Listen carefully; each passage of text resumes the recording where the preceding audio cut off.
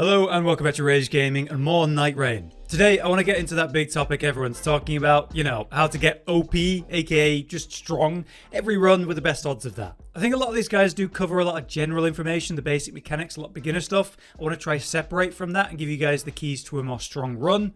That means you need good knowledge of your class, its scaling, what weapons you want to hunt or ignore, what passives it needs, as well as the relics to set this up in a consistent way. I'm going to try cover these things and break away from the usual stuff, so I hope it's actually helpful. Let's get into it. Right, the first thing is the character and understanding it. I'm not going to be telling you about their passive abilities and the basics of them. I'm going to assume a good amount of knowledge here. What you need to know is the character's scaling and what that means for what kind of weapons you're ideally wanting to hunt, as well as the main playstyle focus that this character should run. So a simple example of that would be Wilder, who is great as an Ash of War spammer. Let's take, say, the Executor. He is the ultimate status builder and successive attacker with dex weapons. Raider's going to be great for stance breaking and going for critical hits, maybe a build around charge attacks, charge heavies, or jump attacks. Guardian's going to be the guy that wants to take aggro and reflect damage with its unique Steel Guard passive. The playstyles that they want you to play with these characters, I think, are pretty obvious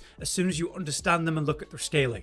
To understand them, you just need to look at their scaling. So go to the visual codex and literally just look at it. Wilder, he's strength A, dexterity B. So that's a really good scaling in your melee weapons for both the main stats. This means that he's going to do great with quality weapons that scale really well with both. In the same place, the visual codex, you can look at all of the weapons of the game and quickly identify what is a good quality weapon. Obviously, he starts with a greatsword. That makes it really clear what a quality weapon is. B, strength scaling, C, dexterity scaling. All of the greatswords have this same scaling, and then maybe depending on what it's got some faith slapped onto it, arcane or intelligence, whatever. Looking at a curved greatsword, we can see that it's got B strength, B dexterity. Also an amazing quality weapon in this context, so it's another great option. Then we find katanas. They have bad scaling in strength, but S scaling at dexterity. Well, that's probably not for me on Wilder then, is it? Who that definitely is for is Executor, who has S scaling in dexterity and S scaling in arcane. So he wants a high dexterity weapon that has some kind of status or element that scales off arcane. So that's pretty much any katana with their S scaling dexterity, but if we can get anything slapped on top of it like bleed,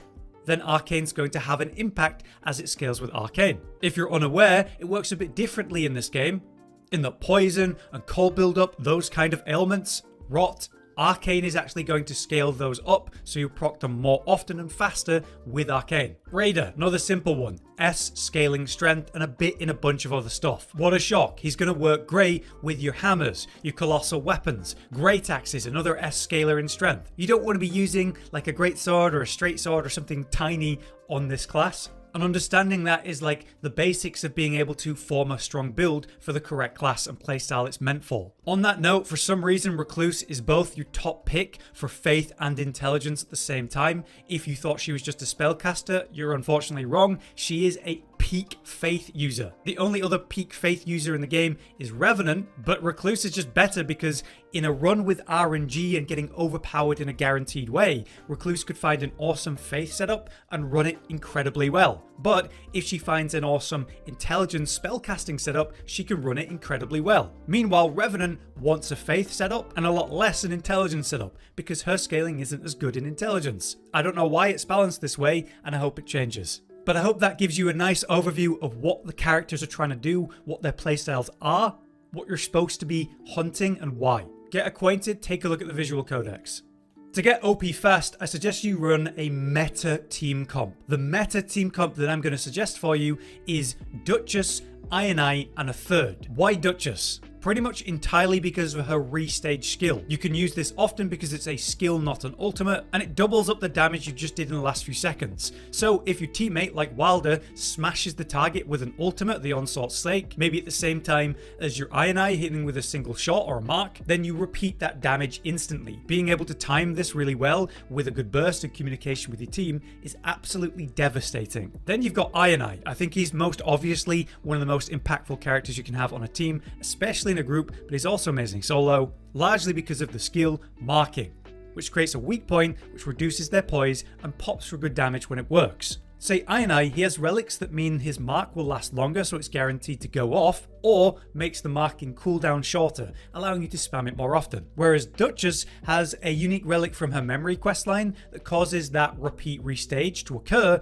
during dagger combos, as well as using the skill directly. It's insane. The third slot can be varied, but I think you can't really go wrong with Wilder as a reliable disruptor and tank, and Ash of War spammer. But then you could say the same for, say, the Guardian for being the tank and reflecting damage with a proper setup. You've got Raider for breaking stance and being the tank again. Executor's insane for being a status spammer, and your casters are going to be great for their utility, whether it's incants or sorcery buffs or otherwise. But in my opinion, you want, in a meta setup, I and Duchess, and then the third that works with them. Alright, now let's talk about relic setups. This is a bit of a big topic, but it's a very important one if you want to get OP every time. What you can do is find relics like this one that cause your starting armament to have some sort of element effect. So, Knight of the Beast, the first one we're all going to get, is going to give you a guaranteed way to give your starting armament fire damage. Looking at the list, fire damage is going to be ideal against the Sentient Pest and the Fissure in the Fog. Nightlord weaknesses are very impactful, and you probably underrate how important they are. Imagine it as, yes, increased output against that Nightlord, but also it helps build stuns way more than normal, but it seems to have some other interesting effects. Like yes, against Gladius, when he splits into the 3 wolves, I've noticed the poise is a lot lower, and when you have the element weakness, which is holy in that case, the staggers are way more common because of it. But then against, say, the Gaping Jaw, his weakness is poison, and when I brought that and procced it, it seemed to cause this special vomit animation, which held the boss in place for a while, interrupted what it was doing, and obviously this is a big window for damage. So it's important to do that, but here's another caveat. You might want a weakness for the Nightlord of that run, but it doesn't mean you have to use a weapon with that weakness for the whole run. Like obviously, don't be using a fire weapon against a fire enemy. Be more flexible in your run, and then swap to the element weakness weapon if it's good enough at the Nightlord. But there are all kinds of options here. Executor's a great example. As I talked about, he's insane for status build-up. So take the Knight of the Wise guaranteed talisman from the duo insect boss. Starting armament inflicts poison, guaranteed. He scales insane with arcane, so he's going to be proccing poison really well. This also means when poison procs, it increases the attack power. Having 2 people in your team with this setup is nuts. And obviously that's great against the Jaw boss like we just said. To make this guaranteed strong, guaranteed OP, I'd make sure my starting weapon has the thing that the Nightlord's going to be weak to. Then early into the run, day 1, I'd go to a mine, kill the boss, get the purple smithing stone. Then I'd take that to a merchant and guaranteed make that a purple. This gives me a strong weapon for the entire run, but definitely a good weapon for the Nightlord, removing the RNG essentially entirely. Otherwise, you set up your relics based on other reasons and hope that you find a good weapon and commit to it, ideally one with the element you need in the run. There's the element tag on locations to give you a guaranteed way to hunt these down. But there's a concept that I want to highlight. Many relics will have this, increased rune acquisition for self and allies. This seems to stack, so if all 3 of you have this passive effect on your different relics, then you'll be able to get level 14 and 15 in a run pretty much every single time, which obviously has a huge impact on your power. Here's another concept that I want you to think about. Knight of the Fathom. This is the guaranteed relic from Augur. Increased maximum HP. This is actually stronger than increases vigor plus 3, so it's insane.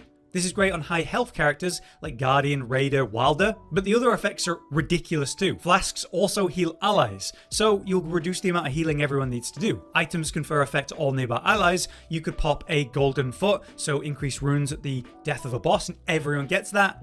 Or the damage buff of meat and that kind of thing. But that will also work on Revenant. The whole Flask heals allies thing can keep your summons alive. Lastly, I just want to make you aware of a combo that's absolutely busted for all melee setups. So that's Wilder, Duchess, Executor, and so on. You have Knight of the Beast, which gives you stamina recovery with each successful attack. So as you attack, you get stamina back, you can attack in a combo longer. You have the old Pocket Watch, FP restoration upon successive attacks. In combo with Knight of the Beast, you can do long combos. These 2 talismans are guaranteed and will basically be given to you after you first win, right? Though you can even get the Pocket Watch by RNG without getting a win. The third slot in this combination then ideally goes to a relic that has the Bloodborne Rally mechanic. Partial HP restoration upon post-damage attacks. So as you take a hit, you can heal back up if you attack within a short time after being hit. So the idea between the combo of Night of the Beast, all pocket watch, and then the final relic having that passive effect means that you can brain off, spam R1, and trade, heal through it, infinite combo, even do Ash of War spam. It's absolutely busted, and I haven't found it yet, but I'm very aware of it from seeing it on streams. It's so strong. Right, now just a comment on passives from the 6 weapons that you have. You have 6 equipment slots, that's 6 passives that should directly help your build. Nothing to do with the weapon type. You could be using a sorcery staff with someone that's never going to use it on, say, like your 5th slot, and it just gives you a passive that, say, makes you take less physical damage. You can easily achieve this by opening every chest you see, but also I want you to check the merchant maybe more than you do. Cheap weapons sell for minimal runes, even early in a run, and they have great passives like that. So the merchant can be a key way to get those 6 weapon passives that are relevant for your build. You can filter on the map to find where merchants are and find them by looking for the campfire. That's where he is. Just be aware that weapons that have the red hand icon on it means the item needs to be held for it to work, but that could be on your offhand, on your back while you two-hand a weapon, but it needs to be in one of your front slots. Final main topic, locations and their importance. The forts, or Castle Height if you played Elden Ring, are basically insane. A prime target at the early start of a run. It always has a map in it which tells you where scarabs are. You kill them and then you get talismans. This is a guaranteed way to have talismans every run, and ideally ones that matter. Plus, this location has a weak boss every time, lots of chests, and extra item drops. So I want to go here at the start of a run every single time. Now, also, great churches are going to be great in day 1 because it's going to be an easy boss for a free dormant power. It's either a boss on the ground floor, a multi-boss on the ground floor, or you need to go into the hall and go to the cellar to find the boss there. Should you do Evergaols on day 1? Yes. If you do an Evergaol on day 1, the boss spawns in with half health, which means it's a lot easier to take down than you might expect. They also have 2 guaranteed rewards. There's either a passive or 10,000 runes or 20,000 runes, depending on whether it's day 1 or day 2. So on day 2, it's got more health, but better rewards, better passives, so they're worth doing on day 1 and day 2. Here's another big tip. Bosses keep the same health if you die while fighting them, or if you leave the fight. So in solo, I'll take on a wandering boss and lower its health, and then leave the fight, restock at a grace, and come back. It's absolutely broken, and I feel like they're going to patch this, so use it while you can. On day 2, you try to hunt every wandering boss that you can fit because they're so valuable, but using this trick can make it a lot more reliable. Here's another thing. The flame chariots are free. In larger encampments, you might have the flame chariot spawn, and you want to see them. All you need to do is run up and jump into them like against a wall, bounce up there, use a light attack, and you'll sort of glitch into their head, doing the instant critical kill animation. Do this 3 times and you clear the boss in record time, insane runes, and rewards. The castle in the center. Everyone says avoid it until day 2. You don't have to. Go there on day 1 and go to the basement. Kill the boss down there, that shouldn't be too bad. Then going beyond the boss, climbing up, you'll find the talisman room, which has a chest that has a guaranteed 3 talisman choice, making sure you get one that's relevant to you early in a run. Then you can come to the castle in full on day 2 when you're stronger. But you definitely want to do this because God, there's so many powers to collect. Next, the shifting earth events. Say the volcanic region, there's a legendary altar at the bottom which turns an item or weapon into a guaranteed legendary. Awesome, you go here every time it's on the map if you can on day 2. There's also other ones like the mountaintop. A warning on this one, the final boss will challenge you as you're climbing up. Ignore it, run past, go all the way to the top and get the power which makes you super resistant to ice. Then fight the boss. There's also the Nox City and the Scarlet Forest, which I can't really guide you on, I've not done them very much. But generally, the shifting earth events are insanely valuable, so I do think you want to do them at the start of day 2. There's also invasion events, like say 2 dragons attack you out of nowhere, or NPC characters invade you. There is the Ogre invasion, Morgul, even the Moth Rune Thief. The Moth Rune Thief one's pretty bad. You'll get levels and runes stolen from you. But if you follow where the moths are running off in the distance, it'll lead you to where the actual moth is. You defeat it, and then you get everything back, a load of runes, and increased rune acquisition for the rest of the run. Awesome. TLDR is that invasion events are incredibly worth it for the potent passives they give you if you win. So if you're strong enough, definitely challenge them. On the other hand, if you ever see a Gargoyle boss, and in particular the Valiant or Black Gargoyle, my advice is to not fight them. Don't do it. They're way stronger than everything else for some reason. I've seen the best players simply ignore them if they ever see them. They don't have a valid reward in exchange for how hard they are and how long it takes to kill them. But yeah, there's all kinds of specific tips I could give you from run to run and all kinds of mechanics. More videos coming your way with more in-depth, detailed content like this. But for now, I think I'm going to leave it there. I hope this was useful. If it was, drop a like. And if you have any more advice, let us know in the comments. Until next time then, I've been Hollow, you've been you. Thanks for watching.